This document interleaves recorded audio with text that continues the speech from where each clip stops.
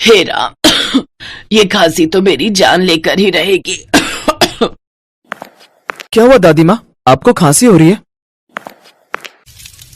माँ, दादी माँ को एक गिलास पानी दे दो, देखो ना वो कब से खांस रही हैं। हाँ बेटा, बस अभी लाई। ममता जैसे ही मटके में देखती है तो उसमें पानी नहीं होता।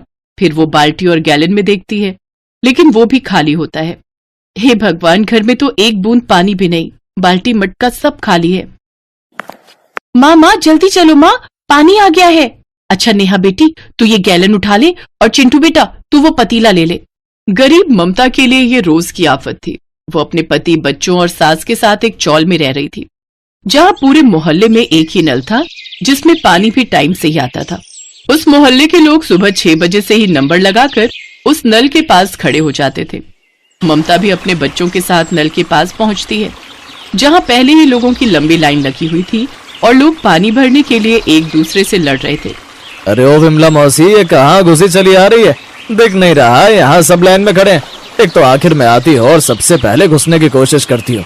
अबे जा, मैं भी देखती हूँ कौन रोक कर दिखाता है मुझे। अगर बूढ़ी औरत पानी भर भी लेगी तो क्या जाएगा तेरा। उनका झगड़ा देख ममता सोच में पड़ जाती है। हे भगवान, घर में एक बूंद पानी नहीं है, काम के लिए भी देर हो रही है। अब ऐसे में मेरा नंबर पता नहीं कब तक आएगा। कुछ देर बाद एक एक कर सभी लड़ाई पर उतर आते हैं और इतने में पानी चला जाता है। अरे लगता है पानी चला गया। क्या पानी चला गया? दुखी मन से उदास ममता खाली घड़ा लिए घर आ जाती है। बहू, पानी ले आई क्या? जरा एक गिलास में पीने को दे दे, गला सूख रहा है और खांस खांस कर काफी दुखने भी लगा है। नहीं माँ जी, पानी के लिए नल पर पानी भरने को लेकर लड़ाई हो गई, जिसके कारण देर हो गई और तब तक पानी चला गया। क्या? हे भगवान, क्यों तू हम गरीबों को पानी के लिए तरसा रहा है?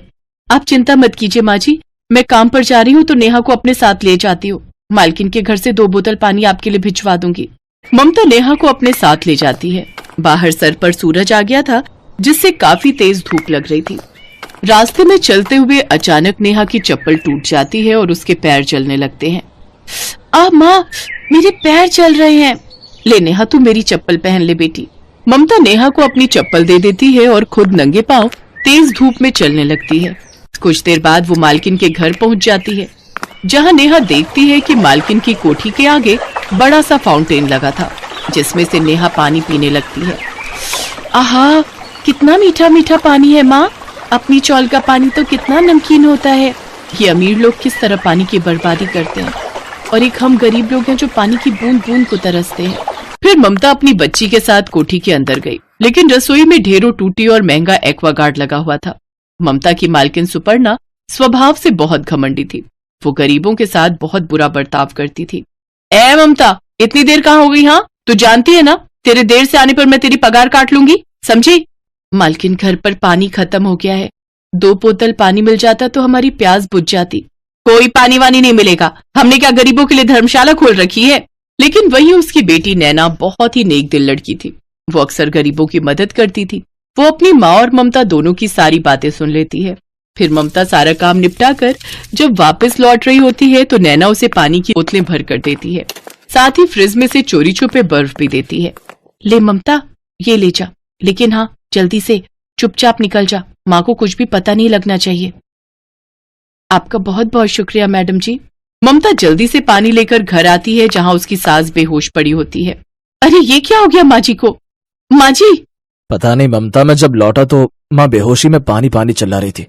मैं पड़ोस वालों से पानी लेने भी गया, लेकिन किसी ने भी एक बूंद तक नहीं दिया। फिर ममता ने बोतल में से पानी निकालकर अपनी सास के मुंह पर कुछ बूंदें डाली, जिससे उन्हें होश आ गया। ऐसे ही दिन बीते और गर्मी अपनी चरम सीमा पर आ गई, जिस कारण अब पानी की भी किल्लत होने लगी। नेहा और चिंटू को नहाए हुए भी 4 दिन हो चुके थे, जिस कारण उनके शरीर पर घमौरियां होने लगी और उन्हें पूरे शरीर में चुभन सी महसूस होने लगी। माँ, मुझे बहुत गर्मी लग रही है, शरीर पर बहुत दाने भी निकल आए हैं। ममता सारा दिन उस नल के पास पानी के इंतजार में बैठी रहती, लेकिन पानी नहीं आता। ऐसे ही वो शाम के समय नल के पास बैठी होती है कि तभी उसमें से अचानक पानी आने लगता है। ये देख ममता बहुत खुश हुई, लेकिन जब उसने उसे सूंघ कर देखा तो उसमें से गटर जैसी स्मेल आ रही थी। अब क्या करूं? कुछ न होने से कुछ पानी ही सही। ममता मजबूरी में वो गंदा पानी ही भर लेती है, लेकिन वो पानी ना तो किसी से पिया जा रहा था और ना ही किसी से उस पानी से नहाया जा रहा था। फिर नेहा को एक आइडिया आता है और वो हाथ में गैलन लिए अपने भाई चिंटू के साथ मालकिन की कोठी पर पहुंच जाती है और दोनों वहां लगे फाउंटेन से पानी भरने की कोशिश करने लगते हैं। तभी सुपर्णा उन्हें ऐसा करते हुए देख लेती है और वो दोनों को एक एक चांटा लगाती है। माँ, ये क्या कर रही हो? इतनी गर्मी है, अगर इसमें इन गरीबों को थोड़ा पानी दे भी दिया तो क्या हो जाएगा? तू चुप कर, ये फाउंटेन हमने अपने मनोरंजन के लिए लगवाए है, इन गरीबों के लिए नहीं, समझी? लगता है माँ को इस पानी की कीमत समझानी ही होगी। ये सोचकर नैना अगले दिन पानी का कनेक्शन बंद कर देती है। ओफो, ये क्या हो गया पानी को जो आ ही नहीं रहा?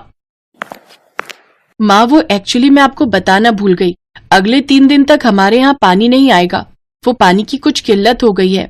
ये सुनकर सुपर्णा चिंता में आ जाती है। तभी ममता सुपर्णा के पास आकर कहती है, मालकिन आप चिंता मत कीजिए, कल हमारे यहाँ पानी का टैंकर आएगा, मैं उसमें से आपके लिए भी पानी ले आऊंगी। ये सुनकर सुपर्णा को अपनी गलती का एहसास होता है। लोग सच ही कहते हैं, इंसान पैसों से नहीं बल्कि अपने कर्मों से बड़ा होता है। मेरे पास इतना पानी होते हुए भी मैंने तुझे पानी नहीं दिया और तू टैंकर में इतनी भीड़ में लगकर मेरे लिए पानी लाएगी। तू सचमुच महान है ममता, मुझे माफ कर दे जो मैंने तेरे साथ ऐसा बर्ताव किया। आप भी मुझे माफ कर दो माँ, हमारे यहाँ कोई पानी नहीं गया, बल्कि मैंने तो आपको पानी की अहमियत समझाने के लिए ये सब किया था। लेकिन सोचिए, पल भर में ही आप पानी के लिए इतनी बेचैन हो गई, तो ये बेचारे गरीब लोग तो सारी गर्मियां पानी की कमी से जूझते हैं। इन लोगों को नहाना तो दूर, पीने के लिए भी पानी नसीब नहीं हो पाता। उस दिन से सुपर्णा को अपनी गलती का एहसास हो जाता है और वो फिर कभी ममता और उसके बच्चों को पानी के लिए नहीं टोकती।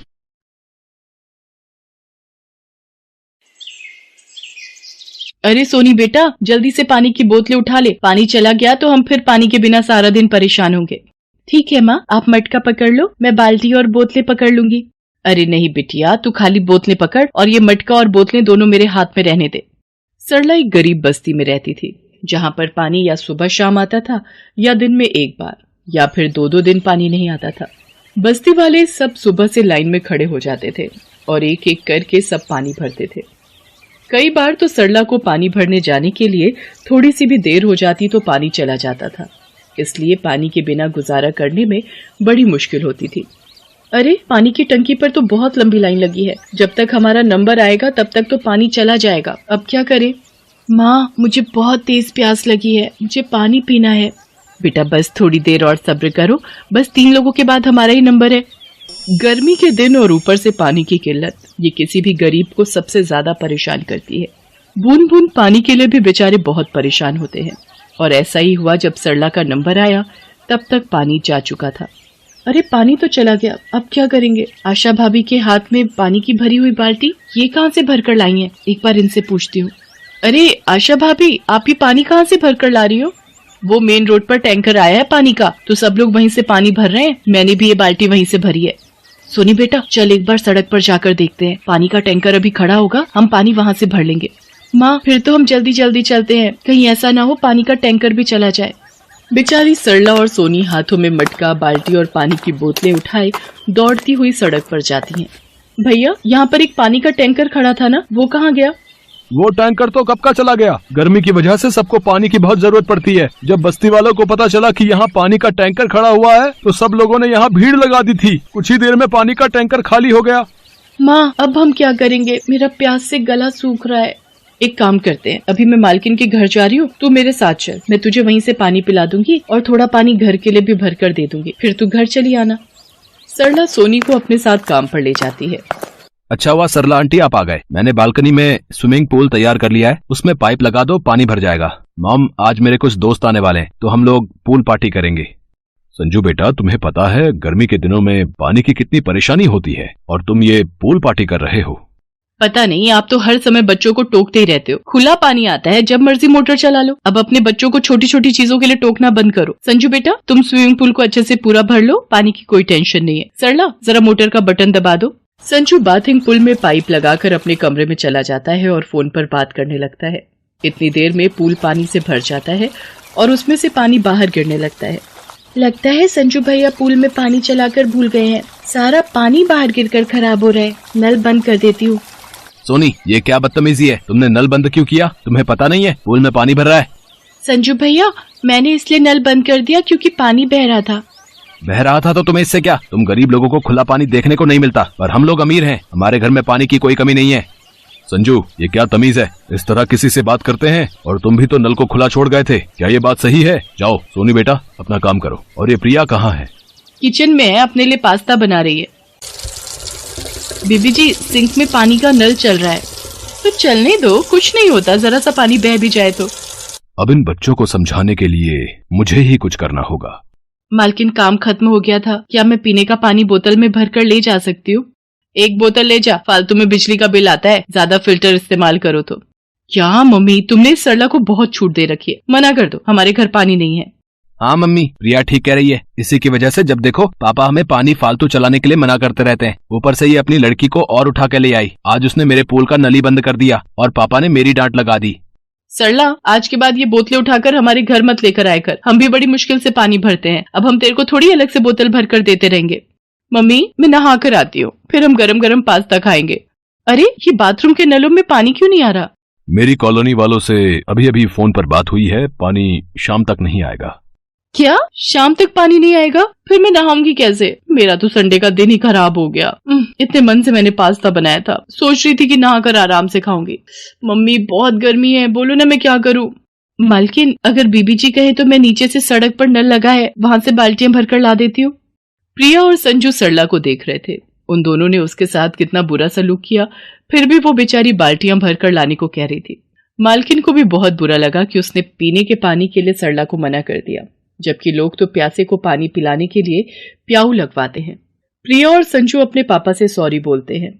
सरला, तुम्हें कहीं जाने की जरूरत नहीं है, पानी मैंने बंद किया है। मैं चाहता था कि इन्हें भी पता चले कि पानी की कीमत क्या है। पानी हमारी जीवन शैली में सबसे बड़ी जरूरत है, इसलिए हमें पानी को बर्बाद नहीं करना, बल्कि पानी को जरूरत के लिए बचा कर रखना है। आज हम पानी की बचत करेंगे तो हमारे आने वाले कल में पानी सुरक्षित रह पाएगा। और पानी की कीमत क्या होती है, ये सरला हमसे बेहतर जानती है।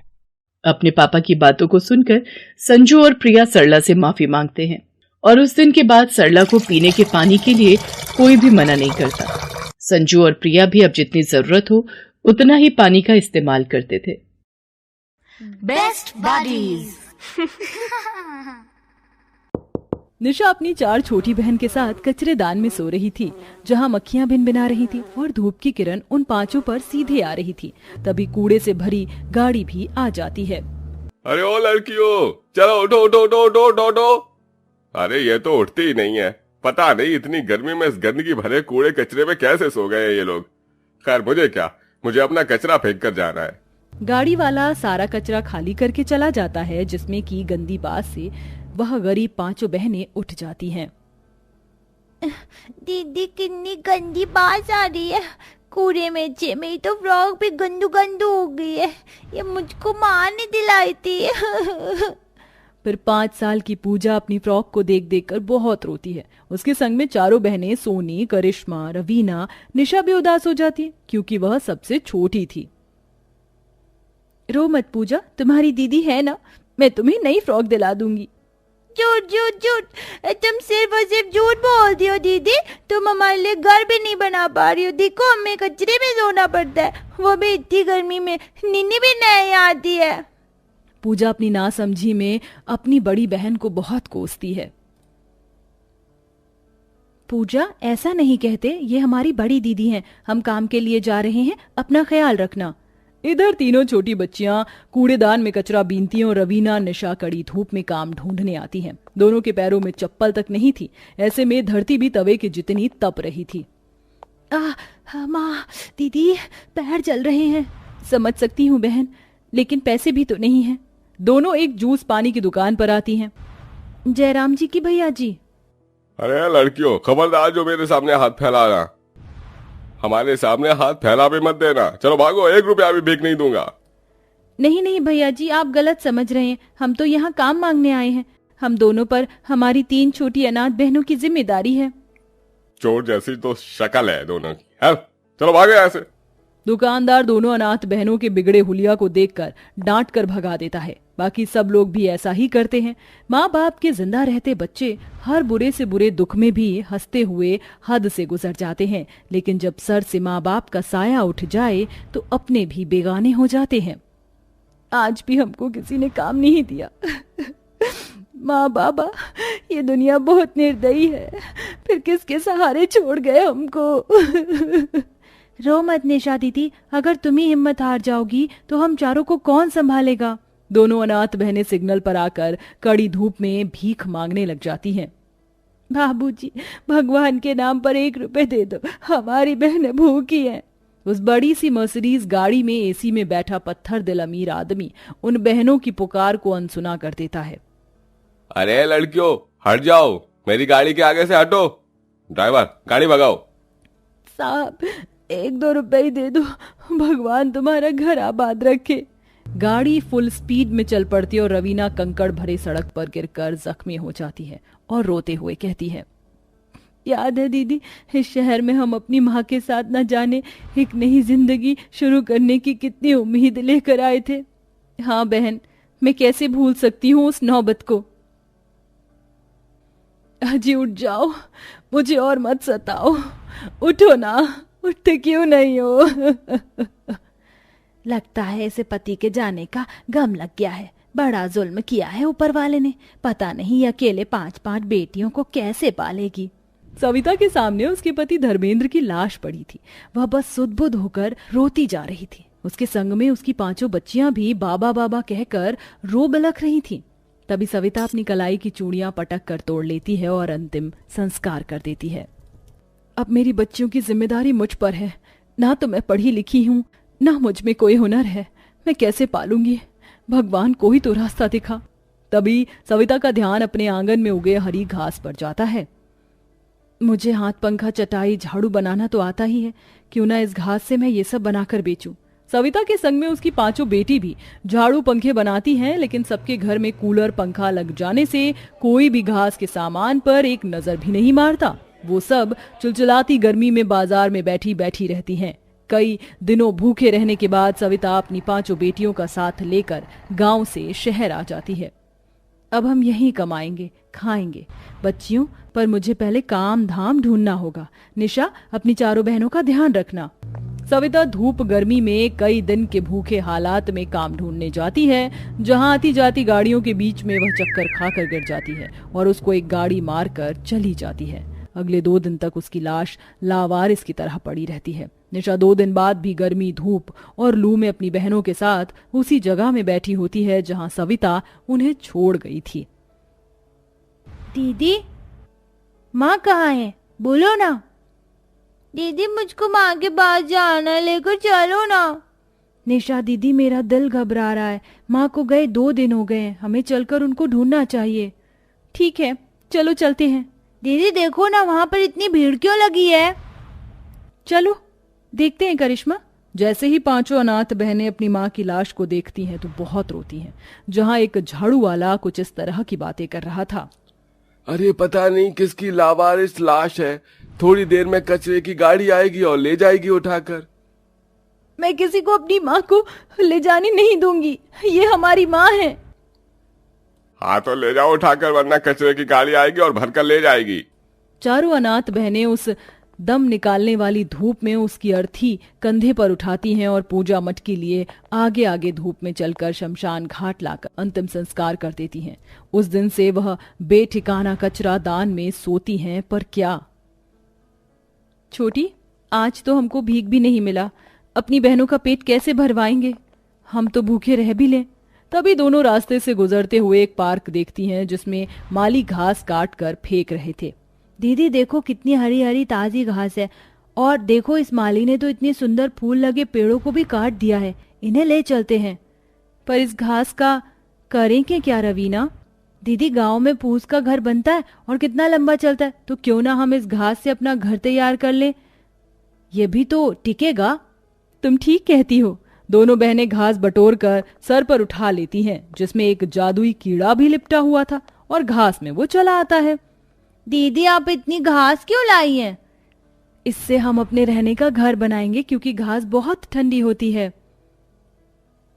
सुनो, मेरी मदद करो। दीदी दीदी, इस घास में से तो आवाज आ रही है। ये तो एक कीड़ा है। निशा उसे हाथ पर उठाती है। तुम बोल सकते हो?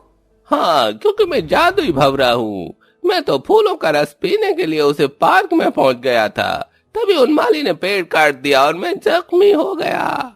रुको, मैं तुम्हें ठीक करती हूँ। निशा उसे एक पत्ते पर रख देती है और चारों रस भरे फूल ला कर देती है। तुम सबका धन्यवाद। मैं मीठा रस पीकर मेरी शक्ति पूरी तरह लौट आई है। कहो, क्या मदद कर सकता हूँ मैं तुम्हारी? हमारे पास रहने को घर नहीं, क्या तुम बना सकते हो? क्यों नहीं, क्यों नहीं। तू फूल में भंवरा, एक घास दिखा दे कमाल, जिससे बन जाए ये नानाथ बैरों का सुंदर सा बसेरा। कीड़ा ये मंत्र गुनगुनाते हुए उस पूरी घास को जादुई बना देता है और पलक झपकते पांचों अनाथ बहनें खुद को विशाल जादुई घास के घर में पाती हैं। अरे वाह, ये घास का घर कितना बड़ा और सुंदर है ना सोनी दीदी। हाँ पूजा, और इस घर में तो कितनी ठंडक भी है, गर्मी भी नहीं लग रही। देखो, इसकी तो दीवार भी हरी और दरवाजे भी। अच्छा, अब मैं चलता हूँ। तुम पांचों का जो भी इच्छा हो इस घास घर से कह देना, ये पूरी कर देगा। ये कहकर वह कीड़ा गायब हो जाता है। क्या सचमुच हम इस जादुई घास के घर से जो मांगेंगे वो ये देगा? तो फिर मैं मांगती हूँ कि हमारे सामने अच्छा अच्छा खाना आ जाए। और घास का जादुई घर अपने जादू से उन्हें लजीज बढ़िया खाने की थालियां देता है। ये तो सच में जादुई घास का घर है। दीदी चलो खाते हैं। कई दिन तक भूखे प्यासे गर्मी में भटकने के बाद वह उस दिन पेट भर कर खाती हैं। अब तो मेरा मन ठंडी ठंडी आइसक्रीम खाने का कर रहा है। प्यारे घास के घर, क्या तुम हमको आइसक्रीम खिलाओगे? और चमचमाते हुए आइसक्रीम भी आ जाती है। ये तो कमाल हो गया। प्यारी जादुई घास के घर, मुझे नए कपड़े दो ना, मेरे पास एक भी अच्छे कपड़े नहीं है। और सोनी की इच्छा पर जादुई घास का रंग बिरंगे सूती के सुंदर सुंदर कपड़ों की बरसात कर देता है। बारी बारी से अपने अपने मनपसंद की खाने पीने की चीज वो मांगती हैं और फर्नीचर भी, जिससे उनका घर और भी ज्यादा सुंदर हो जाता है। और अब पांचों बहनें खुशी खुशी जिंदगी गुजारने लगती हैं।